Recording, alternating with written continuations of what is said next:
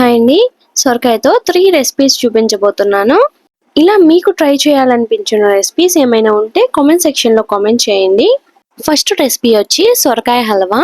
దీనికి కావాల్సిన ఇంగ్రీడియంట్స్ ముందుగా చిక్కు తీసుకొని తురుముకున్న సొరకాయ, దీన్ని వాటర్ అంతా స్క్వీజ్ చేసుకొని పక్కన పెట్టుకోవాలి.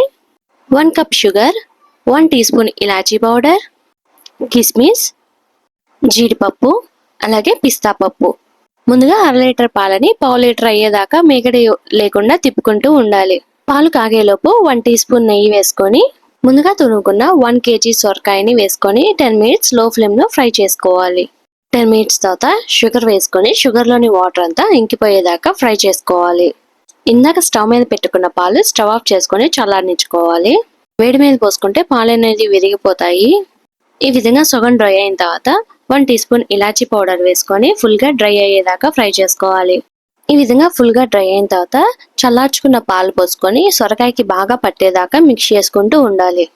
దానిలో గ్రీన్ ఫుడ్ కలర్ యాడ్ చేస్తున్నాం, ఇది ఆప్షనల్ మాత్రమే.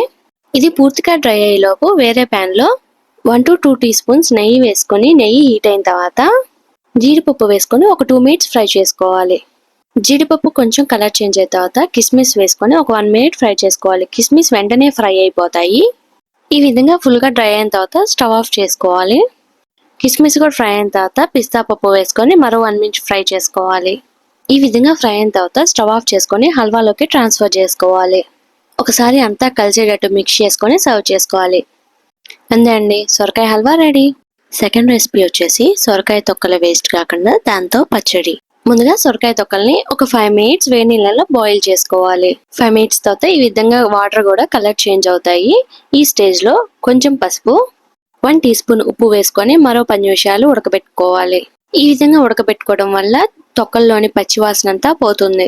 10 నిమిషాల తర్వాత 8 పచ్చిమిర్చి వేసుకొని మరో 5 నిమిషాలు ఉడకబెట్టుకోవాలి. ఈ లోపు చింతపండులో వేడి నీళ్లు పోసుకొని నానబెట్టుకొని పక్కన పెట్టుకోవాలి. ఈ విధంగా మగ్గిన తర్వాత స్టవ్ ఆఫ్ చేసుకొని వడగట్టుకోవాలి.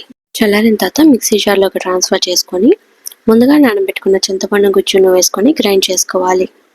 చింతపండు గుజ్జు పోసుకుంటున్నాం కాబట్టి వాటర్ యాడ్ చేసే పని ఉండదు. స్టవ్ మీద ప్యాన్ పెట్టుకొని తాలింపుకి సరిపడా ఆయిల్ పోసుకోవాలి.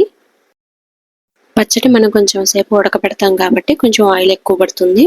తాలింపుకి కావాల్సినవి ఒక చిన్న ఉల్లిపాయ, 8 ఎండుమిర్చి, కొంచెం పచ్చిశనగపప్పు, కొంచెం మినపప్పు, అలాగే కొంచెం జీలకర్ర.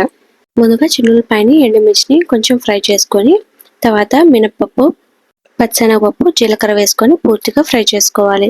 పూర్తిగా ఫ్రై అయిన తర్వాత గ్రైండ్ చేసుకున్న పచ్చడిని వేసుకొని ఒక 2 మినిట్స్ ఆయిల్లో మగ్గనిచ్చుకోవాలి. 2 మినిట్స్ తర్వాత రుచికి సరిపడా సాల్ట్ వేసుకొని ఒకసారి బాగా కలుపుకొని స్టవ్ ఆఫ్ చేసుకోవాలి. అంతే అండి, సొరకాయ తొక్కలతో పచ్చడి రెడీ. థర్డ్ రెసిపీ వచ్చేసి సొరకాయ గుజ్జుతో పులుసు. స్టవ్ మీద కడాయి పెట్టుకొని 3 to 4 టేబుల్ స్పూన్స్ ఆయిల్ పోసుకొని 2 పెద్ద సైజు ఉల్లిపాయ ముక్కలు, 3 పచ్చిమిర్చి చీలికలు, కొంచెం కరివేపాకు వేసుకొని ఫ్రై చేసుకోవాలి. ఈ లోపు ఒక చిన్న నిమ్మకాయ సైజ్ అంతా చింతపండుని నానబెట్టుకొని పక్కన పెట్టుకోవాలి. ఈ విధంగా కొంచెం కలర్ చేంజ్ అయిన తర్వాత 2 మీడియం సైజ్ టొమాటో ముక్కలు వేసుకొని ఒకసారి అంతా బాగా కలుపుకొని మూత పెట్టుకొని ఒక 2 మినిట్స్ మగ్గనిచ్చుకోవాలి. 2 మినిట్స్ తర్వాత సొరకాయ గుజ్జుని ఈ విధంగా ముక్కలుగా కట్ చేసుకొని వేసుకోవాలి. ఒకసారి అంతా బాగా కలుపుకొని మూత పెట్టుకొని ఒక 3 నిమిషాలు మగ్గనిచ్చుకోవాలి. 3 నిమిషాల తర్వాత మూత తీసుకొని చూసినట్లయితే ఆల్మోస్ట్ మగ్గింది. ఈ స్టేజ్లో ముందుగా నానబెట్టుకున్న చింతపండు గుజ్జును పోసుకొని 1.5 స్పూన్ కారం, కారం ఎక్కువ తినేవాళ్ళు ఇంకొంచెం యాడ్ చేసుకోవచ్చు, 1/2 స్పూన్ పసుపు, రుచికి సరిపడా సాల్ట్, 1 స్పూన్ ధనియా పౌడర్, 1/2 స్పూన్ జీరా పౌడర్ వేసుకొని ఒకసారి అంతా బాగా కలుపుకొని ఒక 1/2 కప్పు వాటర్ పోసుకొని మూత పెట్టుకొని ఆయిల్ సపరేట్ అయ్యేదాకా కుక్ చేసుకోవాలి. ఈ విధంగా ఆయిల్ సపరేట్ అయిన తర్వాత సన్నగా తరుక్కున్న కొత్తిమీర వేసుకొని స్టవ్ ఆఫ్ చేసుకోవాలి. అంతే అండి, సొరకాయ పులుసు రెడీ.